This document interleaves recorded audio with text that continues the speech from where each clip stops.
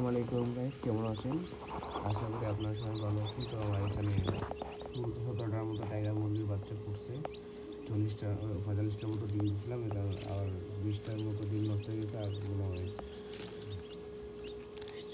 7টা নাকি 8টার মতো ডিম ফেলে দিয়েছি আমি। এখানে বাচ্চা জন্মায় নেই। আর 60টার মতো কোয়েল পাখির ডিম দিয়েছিলাম নিচে ভিতরে, ওইগুলো নষ্ট হয়ে গেছে আমার আপডেটের মেশিন নষ্ট হয়ে থাকার কারণে।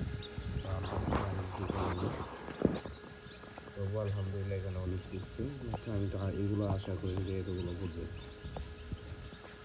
কালকে রাত্রেও 2টা বাচ্চা মারা গেছে আমার এখান থেকে। এগুলো বের হতে পারে না, তার নিজে বের করছে। আমার দেশের অনেকগুলো সব 2-3টা মারা গেছে কালকে। তো আর এখানে কোয়েল পাখির ডিমের মধ্যে শুধু 2টা ফুটছে। এগুলো আমার ফ্রেন্ডে দিয়ে দিচ্ছি আমি, যাদের ডিম ছিল তাদের।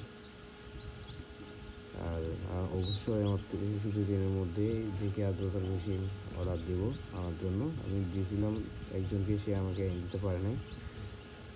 তো কীভাবে টাইগার মুরগি বাচ্চা পালন করতে হবে একটা ভিডিও বানাবো। অবশ্যই আমার ইউটিউব চ্যানেল সাবস্ক্রাইব করে রাখবেন। ধন্যবাদ।